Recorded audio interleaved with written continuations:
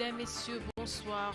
Les députés nationaux ont déclaré recevable ce samedi le projet de loi de finances pour l'exercice 2014. C'était après la réplique du Premier ministre Augustin Matata Ponyo sur les inquiétudes des élus nationaux lors du débat sur l'examen et le vote du dit projet de loi.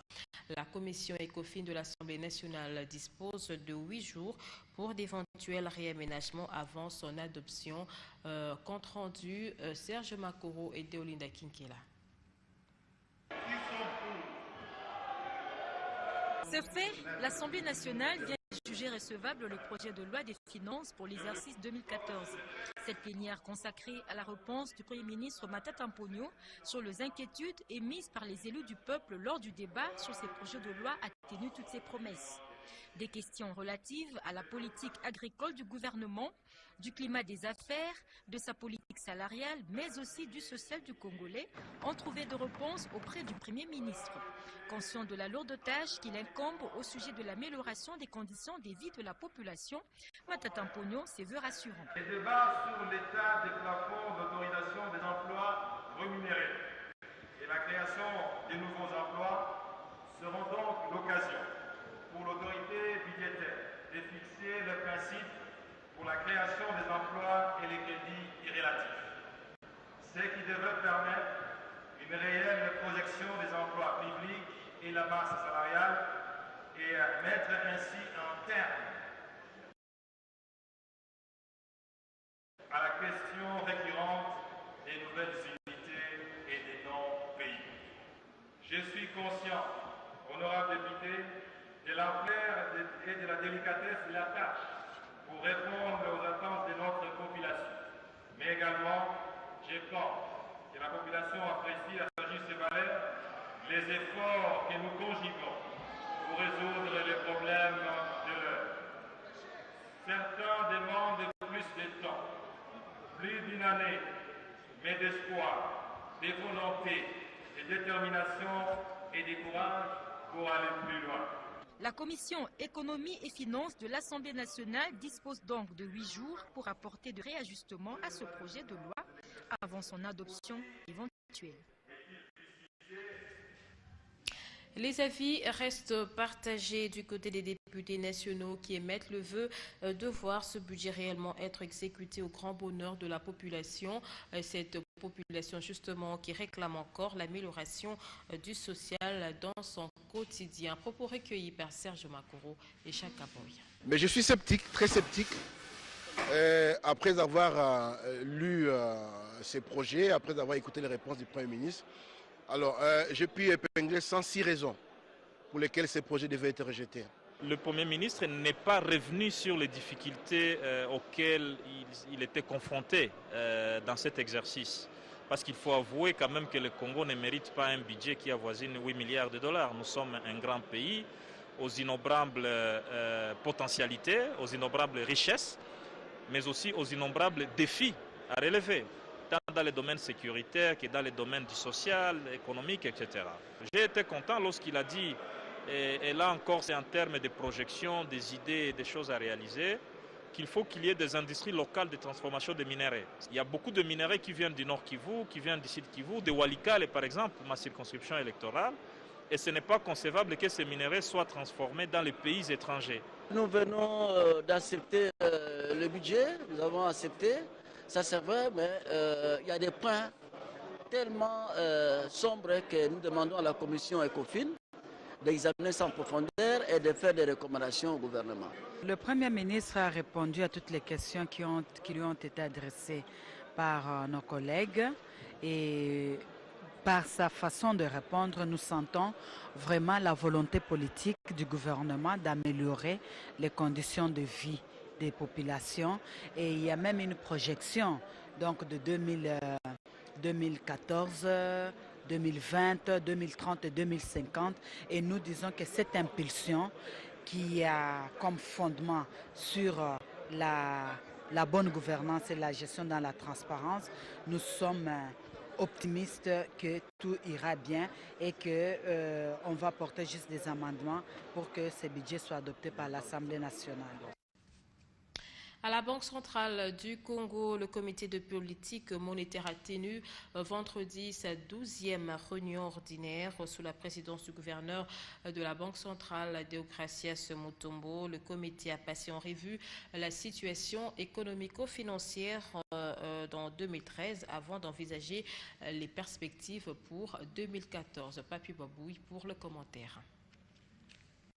Cette 12e réunion du comité de politique monétaire vient clôturer l'année 2013. Présidée par Deogracias Mutombo, gouverneur de la Banque centrale du Congo, les membres du CPM ont pendant plusieurs heures passé en revue la situation économico-financière de la RDC et du monde en 2013 avant d'envisager les perspectives pour 2014. Si sur le plan international, le CPM a constaté un ralentissement de l'activité économique sur le plan national, par contre, les membres de ce comité se réjouissent de la croissance enregistrée en RDC. Le taux de croissance économique s'est établi à 8,5% en 2013 et le taux d'inflation à 1,07%, le niveau le plus bas jamais atteint en RDC depuis 1960. Il y a eu aussi une stabilité au niveau du marché d'échange et le secteur monétaire a connu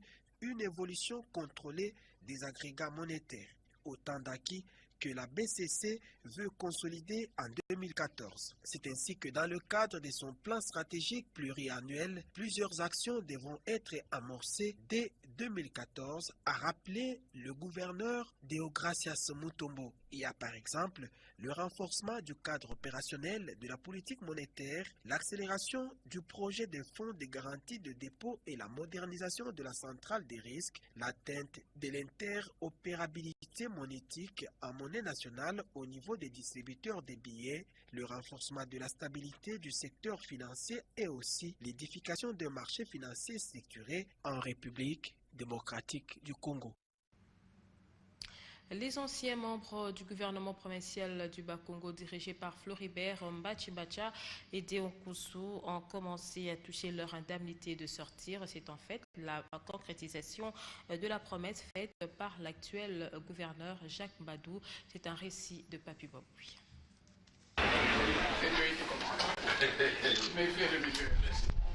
L'ambiance est cordiale. Dans le bureau du gouverneur Jacques Mbadou ce jour, les anciens membres du gouvernement provincial du Bas-Congo, ils reviennent recevoir leurs indemnités de sortie. Il a été question des paiements des indemnités de sortie des anciens membres du gouvernement. Eh bien, il nous a demandé de passer justement à côté ici pour percevoir nos indemnités. Et il s'agissait des paiements des indemnités, tout simplement. Mais auparavant, il a introduit des choses pour parler un peu des principes. Et puis, avant d'aborder les problèmes qui concernaient donc le paiement de ces indemnités.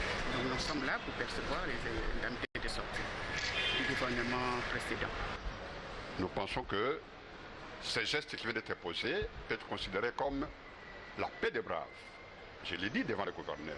C'est la paix des braves entre des frères qui s'est tiraillé par incompréhension ou quoi, je ne sais pas. Mais voilà, c'est fini et nous devons être contents. C'est terminé. C'est pour le grand bien de notre province. Le gouverneur Jacques Mbadou a tenu aussi à préciser les modalités et principes de paiement de ces indemnités. Pardon, non, il n'y a pas de procuration. C'est donc tout le monde qui aura travaillé dans le gouvernement Mbachi qui reçoit ces indemnités de sortie. Réforme de l'administration publique. Le ministre Jean-Claude Kibala a échangé avec le secrétaire général à l'environnement et les structures qui interviennent dans la réforme. Au centre des échanges, les modalités pratiques de mise en application de l'ordonnance présidentielle sur la mise à la retraite de 900 agents et fonctionnaires du ministère de l'Environnement. Les explications du ministre de la fonction publique, Jean-Claude Kibala. Suivez.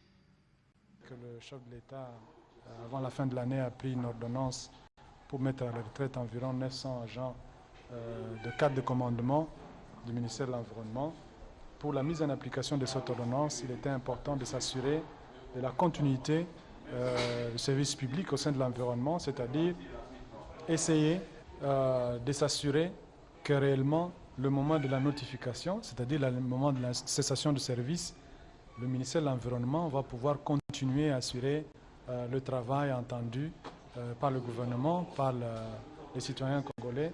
Et c'est pour ça qu'aujourd'hui, nous avons fait une réunion où nous avons donné des instructions aux deux secrétariats généraux chargés des actifs et au secrétaire général de l'Environnement de pouvoir nous dresser un canevas de recrutement dans un délai très bref, un recrutement à l'interne parce qu'il s'agit ici des cadres de commandement, nous n'allons pas recruter à l'extérieur. On entre dans l'administration qu'au grade d'ATB, mais ici nous avons retraité des cadres de commandement qui commencent par le chef de bureau jusqu'au secrétaire général. Donc il est important de savoir que le recrutement se fera à l'interne, c'est-à-dire nous allons recruter au sein de l'administration. Pour ce qui concerne l'occupation de postes de commandement, il est important, et nous l'avons signalé, la réforme demande de revenir à la normalité, c'est-à-dire de faire respecter les statuts. Le recrutement se fera sur concours. Pour chaque poste vacant, il y a un profil bien défini. Nous allons organiser ce concours sur l'étendue de la République et nous assurer que réellement l'occupation de ces postes vacants soit faite sur base de critères reconnus par les statuts, reconnus par la République et éviter qu'on puisse mettre des personnes qui ne remplissent pas les conditions et ne pas assurer l'efficacité de l'administration. 16 janvier 2001, 16 janvier 2014, dans le cadre de la commémoration des 13 ans d'assassinat de Mzee Laurent Désiré Kabila, la Fondation Mzee Laurent Désiré Kabila présente le programme officiel suivant. Jeudi 16 janvier 2014, culte d'action de grâce à la cathédrale du centenaire protestant Kinshasa-Lingwala de 11h à 12h30. Dépôt de gerbes de fleurs au mausolée Mzee Laurent Désiré Kabila de 13h à 14h30. Visite officielle du mémorial Mzee Laurent Désiré Kabila au Palais de Marbre de 15h à 17h.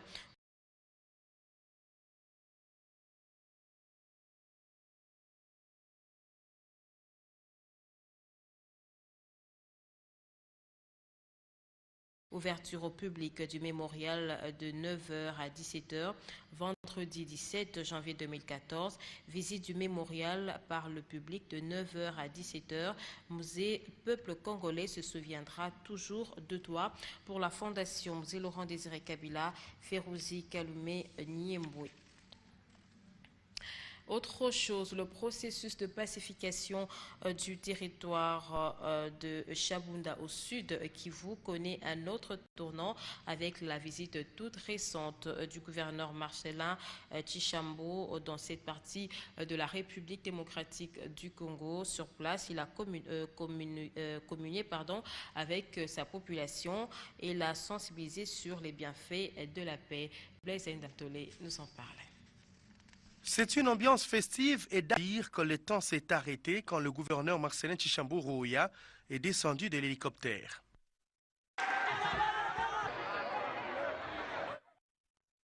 Une marque de reconnaissance de toutes les forces vives de cette partie du Sud Kivu pour tous les efforts consentis par le gouverneur Tshilombo Rouya afin de ramener la paix ici. Après les honneurs de la police nationale congolaise, le gouverneur marche de l'aérodrome de Chabunda jusqu'au bureau du territoire où l'attendait une immense foule. Dans son adresse, le gouverneur a rappelé que l'heure de la paix est arrivée et a sonné. Tous les seigneurs de guerre sont appelés à présenter leur calendrier de reddition avant de remercier ceux qui se sont déjà rendus au FARDC. Marcellin Tshilombo Rouya a ensuite présidé les conseils de sécurité du territoire élargis aux éléments du groupe armé Raïa Mutomboki qui ont vite répondu à l'appel lancé tout récemment par le chef de l'État Joseph Kabila Kabange lors de son passage à Bukavu au Sud Kivu. 73 éléments sont entre les mains des autorités militaires de Chabunda. La population vit maintenant dans une atmosphère de paix et hume cette atmosphère.